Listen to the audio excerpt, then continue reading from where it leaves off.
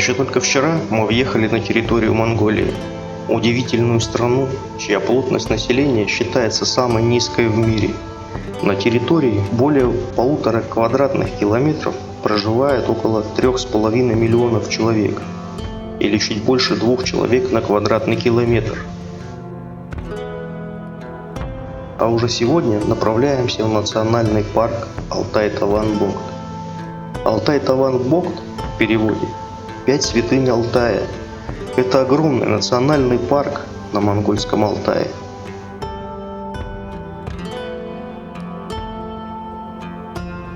Национальный парк Алтай-Таван-Богд располагается на западе страны, в Ваймаке, Баян-Улги. Он был создан в 1996 году с целью защиты уникальной экосистемы и биоразнообразия монгольского Алтая, а также сохранения исторических и культурных памятников. Территория парка охватывает площадь в 6362 квадратных километра к югу от самой высокой точки Монголии – пика Куйтен-Уул, или, как называли его в советское время, «Пик дружбы». Название символизировало дружбу 3 социалистических стран – СССР, КНР и МНР. Вершина постоянно покрыта льдом, и именно отсюда берет свое начало крупнейший в Монголии ледник Потанина. 3 главные жемчужины Алтай-Таван-Богд – это озера Хатон-Нуур, Хурган-Нуур и Даян-Нуур, к которым мы и направлялись.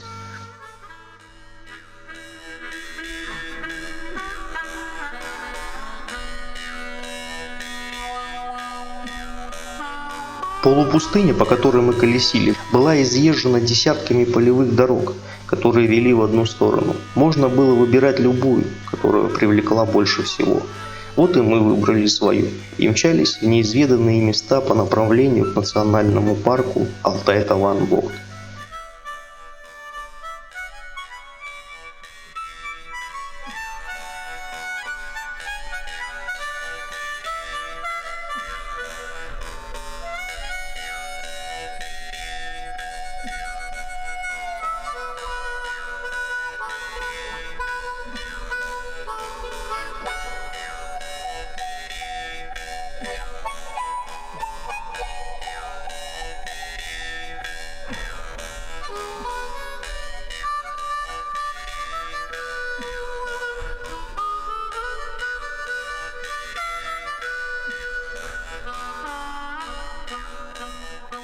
По пути нам часто встречались священные оба – груды камней, возведенные в определенных местах для поклонения духам.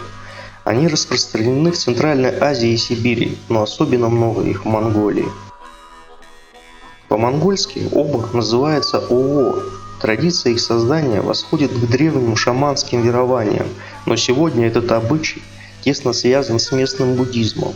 Обычно оба устанавливают на вершинах холмов, гор или перевалов. Считается, что для почитания духов нужно трижды обойти его по часовой стрелке и преподнести дар – конфету, сигарету, чай, водку и так далее. Если у вас нет подарка, можете просто положить камень, но обязательно с земли, а не вырытый. Брать что-либо с оба себе запрещено.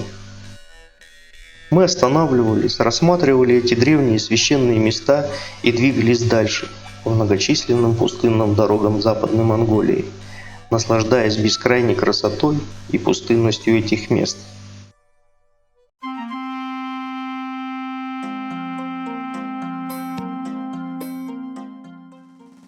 Чем дальше мы удалялись, тем пустыннее были дороги, и только лишь изредка мчавшиеся навстречу автомобили, возившие туристы в эти замечательные места, напоминали нам о суете, оставшейся позади в шумных городах.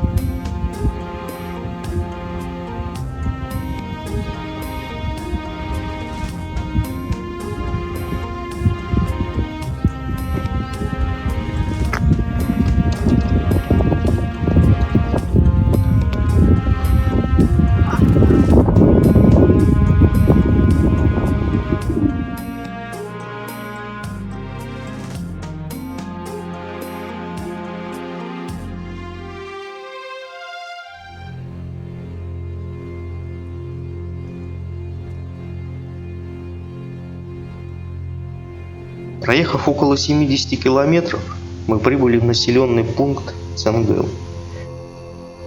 Цангел, что ли? Ценгел. Цангел. Как? Ценгел. Знаешь, что потом нет? Ценгел. Смотри. Сейчас будем мост проезжать. Через реку. Вот обшитый дом.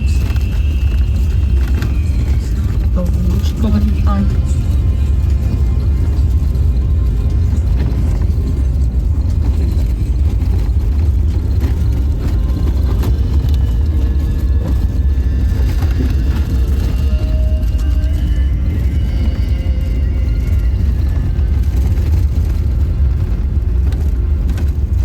Рот, что ли? Нет, мост должен быть где-то там. Освещение у них.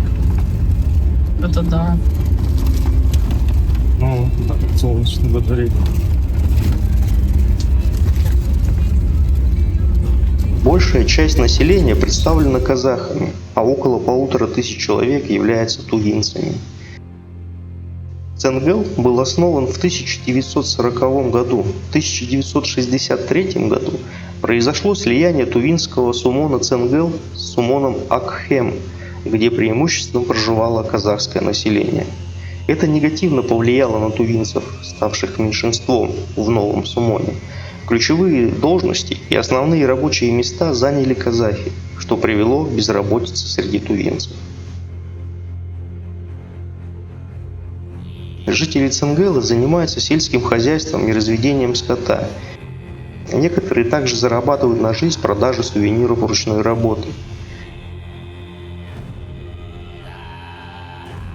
Согласно социолингвистическим исследованиям в 2018 году, большинство жителей предпочитают говорить на родном языке, хотя и допускают использование монгольских заимствований.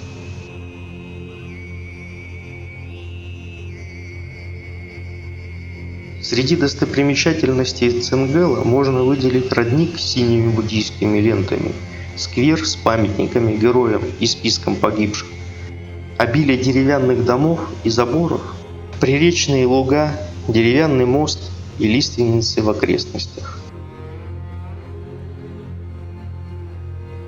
По мнению ученых, Ценгел возник в конце XIX века во время строительства монгольских приграничных линий. Многие кочевья тувинцев оказались за границей и были отрезаны от своего народа. Тувинцы, проживающие в Ценгеле, утверждают, что их земли раньше считались частью тувинской территории, но установление государственных границ привело к их переходу в Монголию.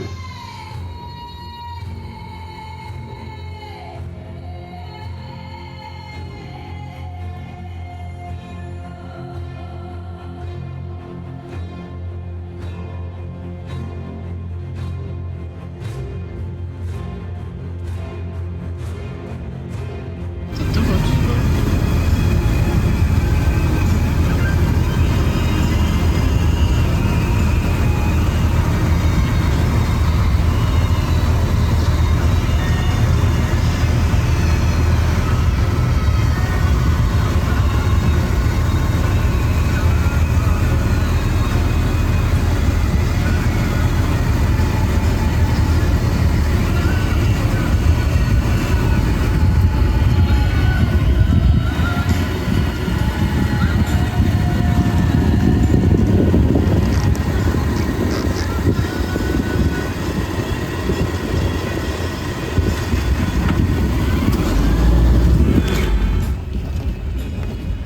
Проехав Ценгел, мы отправились дальше, к нашей цели – озеру Хатон-Нуур. Теперь наш путь пролегал вдоль живописной реки Хофт.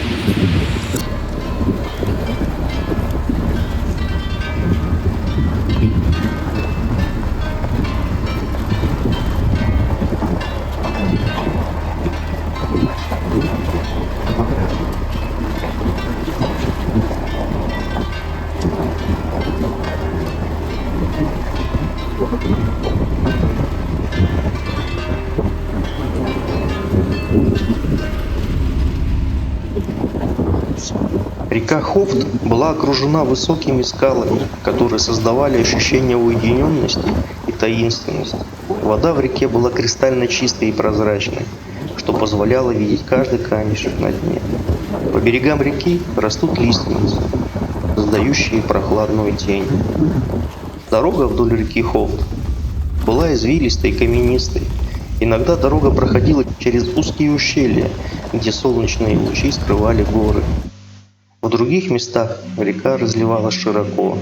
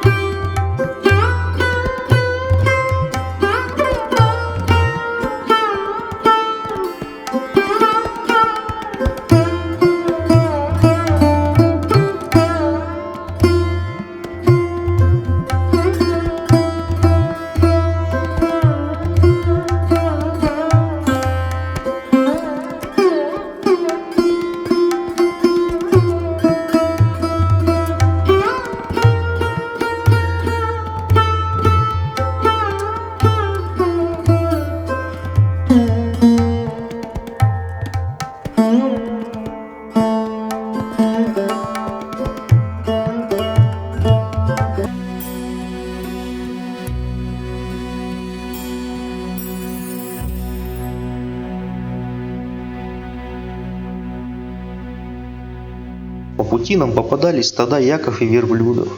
Чувствовалось, как традиционный жизненный уклад монголов и казахов, хранимый тысячелетиями, горные реки, дикий, нетронутый, труднодоступный и малоизученный мир монгольского Алтая витает в воздухе. Здесь чувствовалась красота неизведанной дикой местности, свобода кочевой жизни, которую невозможно увидеть где-нибудь еще на земле.